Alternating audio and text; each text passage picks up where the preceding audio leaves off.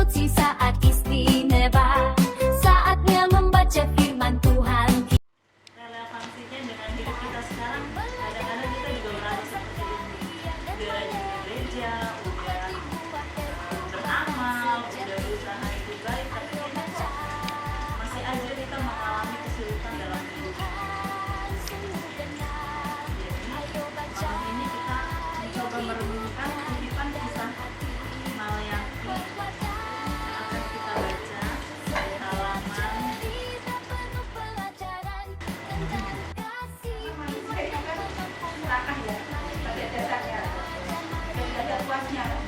Jadi kalau kita dikasih ini, pengen ini, dikasih ini, pengen ini lagi. Saya sempat dimarahin sama suami saya. Ngapain katanya? Aku masih sehat kata suami saya. Dan kita harus bersyukur bisa hidup, bisa bayar kontrakan, bisa makan, dapat kecukupan walaupun pas-pasan, tapi masih bisa menjalani hidup. Dan kamu tengok yang ke bawah sana, banyak orang yang merasa kesusahan dia bilang. Kata suami saya, dan ternyata memang benar. Setelah kita itu benar-benar kita harus bersyukur dengan keadaan badan kita sehat, kita menjalankan kewajiban kita masing-masing. Karena kan ya sebagai istri, sebagai rumah tangga ya kita menjalankan kewajiban. Mungkin Tuhan masih kesabaran ya, Bapak harus sabar dulu menghadapi kehidupan ini baru bisa saya kasih. Mungkin ini makanya kadang-kadang saya berdoa benar kapan ya Tuhan memberikan yang saya inginkan gitu. Itu proses saya cari, saya berdoa, kadang-kadang istri juga, Pak, kenapa kita ya hidup kita gini sering Bapak gereja. Kalau kamu berjalan, lihatlah ke bawah. Jadi kita hidup juga begitu, bapak bertetangga. Ya, jangan kita iri hati. Jangan bilang, oh yang Allah ada duit, aku kenapa susah. Sudah banyak mengeluh. Kalau saya pribadi sih nggak pernah mengeluh. Saya bersyukur selalu sama Tuhan.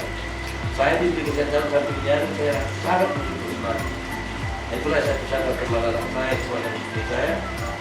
Jangan lihat kiri kanan. Berjalan dengan lurus tidak ke bawah. Dan kita terlalu mati. Itu saya bilang aja. Saya sama Tuhan, semua sudah diatur. Hidup kita ini sebelum ada di bulan kita ke dunia ini, itu sudah ditentukan. Kapan Tuhan memanggil ya.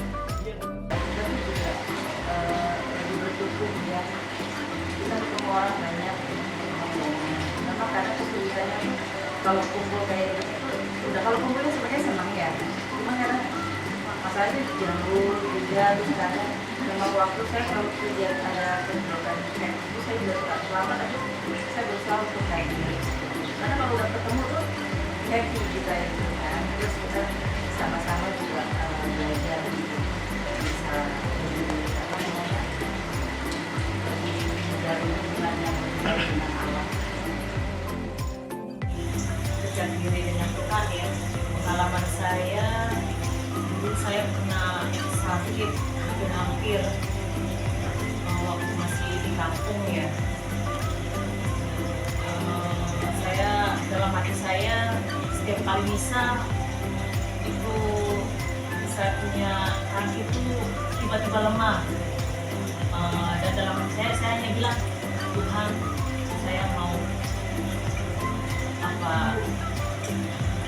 dalam hidup saya dengan istri ini, tolong bantu saya, kuatkan saya bilang dalam hati saya bilang, saya berjanji bila saya sembuh saya akan datang ke gereja gitu. Yang mengalami penurunan, ya itu memang banyak sebab sih. Pertama karena keberhasilan keluarga berencana. Yang kedua, orang-orang kaum muda itu kebanyakan pekerja di Jakarta tapi tinggalnya di Tangerang, Bekasi dan sekitarnya, di kota besarnya itu biasanya semakin berkurang. Karena berasa, jadi pikir gini, sudah mungkin Tuhan belum saatnya mengasih yang saya inginkan, mungkin ada waktunya Tuhan kasih, mungkin Tuhan mengasih itu di saat kayak ini. Mungkin kalau lagi di bawah ya kadang-kadang tuh ada rasa frustasi ya, kok saya sudah mungkin lebih, dia itu lebih percaya diri bahwa dia itu dekat sama Tuhan gitu ya. mungkin dia setiap minggu ke gereja, terus ya ngikutin pertemuan-pertemuan, ngikutin mungkin seminar-seminar. Tapi kadang-kadang juga kehidupannya itu kalau memang masih roda tadi di bawah, mungkin ya bisa belum tercukupin gitu ekonominya. Tapi ya tadi ada juga rasa apa dan bayangkan istri ini tolong bantu saya, kuatkan saya bilang dalam hati saya bilang, saya berjanji bila saya sembuh saya akan datang ke gereja, bilang gitu.